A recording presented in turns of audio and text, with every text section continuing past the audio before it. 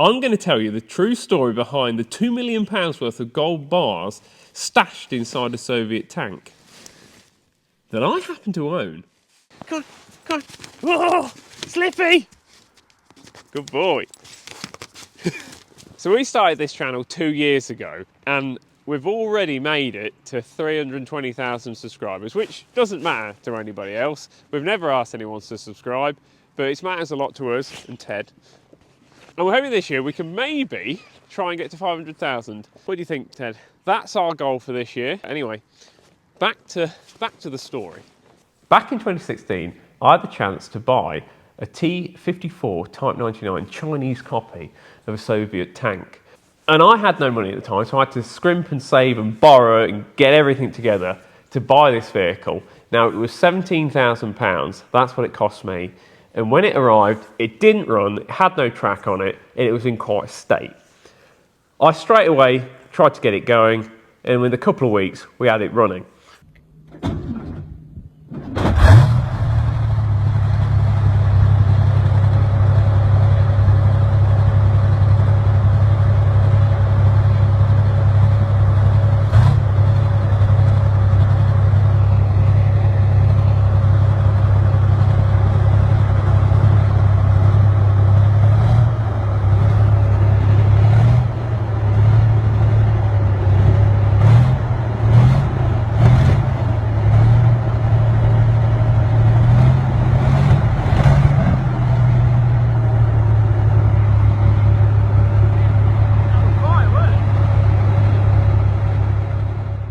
Shortly after that, we then spent another couple of weeks sorting out the gearbox and one thing and another, and then we fitted the tracks, which was a horrible job. And I was new to tanks. This was my first main battle tank, well, medium battle tank if you want to be picky. But to me, it was a really exciting moment, and getting it going and driving it for the first time was incredible.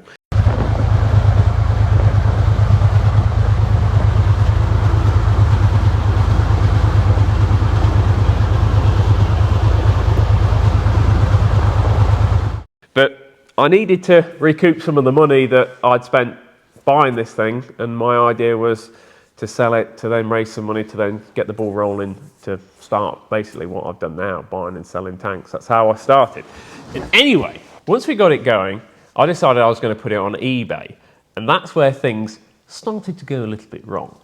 I listed it on eBay, and it wasn't long before I had a news company reach out to me and say, hey, we'd like to do an article on the vehicle that you've put on eBay because we think it's quite funny. No one's put a tank on eBay before. So I said, whatever, come down and we'll do an article on it. That ended up in the news and on the Sun newspaper and all that rubbish. There's a bit of a video of me doing some sort of speech about it at the time, which we'll add in here.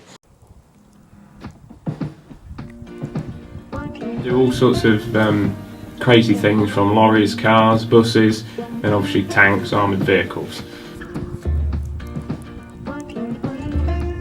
I bought this particular vehicle off my friends at Armageddon. The story goes that it was captured in Iraq. I'd say it's probably quite likely to be true, and obviously brought back, and I was told it was a gate guard for a number of years, obviously non-running outside of a barracks. That was the story I was told.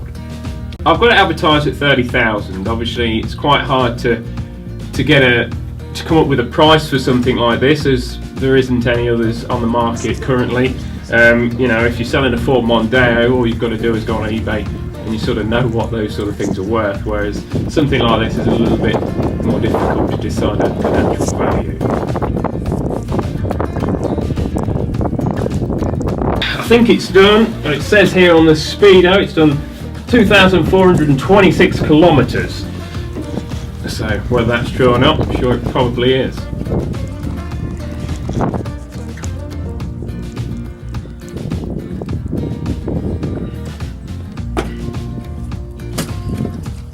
And anyway, on the way home, literally after filming and doing the photos for this newspaper article, I can't remember, it was about 5 o'clock, I had a phone call from the Metropolitan Police, which I wasn't expecting. And basically what the lady said was, hi there, we have seen that you've got a vehicle listed on eBay that matches the criteria for a stolen vehicle. And I was thinking to myself, like, this is the most bizarre phone call I've ever had. I said, well, the only vehicle I've got on eBay is a tank. And then I was thinking to myself, you're not supposed to put weapons and things on eBay. So I thought maybe it was illegal, maybe they're ringing up to tell me off. But it was much worse than that.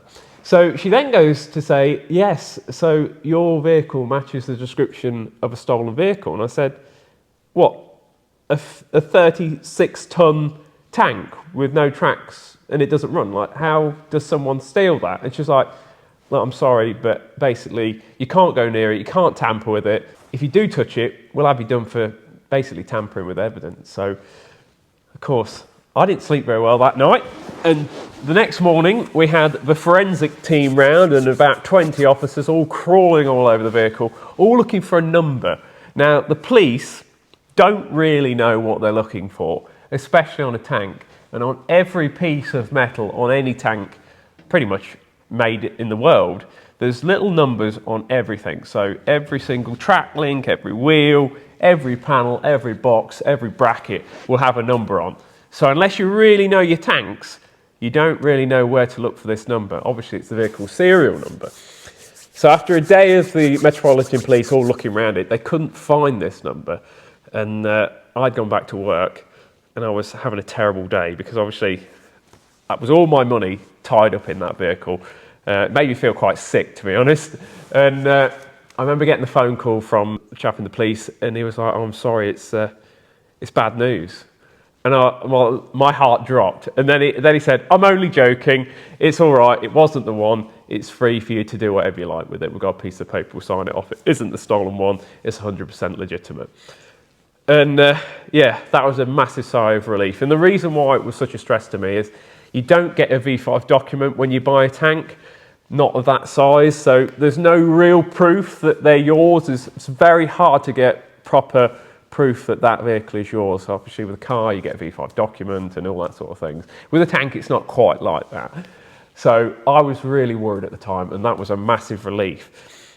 Now fast forward a couple of weeks, I got a call from a dealer that was interested in buying it and I thought I'm not going to mention the fact that the police come looking for it thinking it was a stolen one because it was all clear, it was all passed, and I thought I don't want to hamper the sale by saying, oh, by the way, when I put it on eBay, I had the police come crawling all over it because they thought it was stolen, because that just sounded like nonsense. But what the police didn't tell me, which would have been really handy if they could have just told me this, is what had actually gone on is there was a major in the army and he was setting up a fictitious museum. So he was getting different countries and different people to gift vehicles, chieftains, all sorts, Russian vehicles. He had, I think, 40 or 50 things gifted to him from all over the world. This Type 99 T54 was one of the vehicles gifted by another country to his museum. Now, what this chap actually did was get all these people to give him these vehicles for this museum that didn't exist. And then he sold them privately for cash in his back pocket. And I think he also even managed to swindle it. So the army then moved the vehicles to the new owners and then he charged them for the army to move the vehicles to the new owners. So this bloke was really scamming the system pretty hard. And if you want to check any of this story, it's quite easy to just go on Google and find out about it. I'm not actually going to name drop in here. But yeah, any of this is quite easy to find out. So anyway, this is what the police didn't tell me, which would have changed things had I known about it. So that was why they were looking for quite a few tanks. It wasn't just this tank. There was a lot of tanks that the police are actually looking for, and it was all to do with this major in the army. Anyway, a couple of weeks later, I ended up selling the vehicle to a dealer, which is now a friend of mine.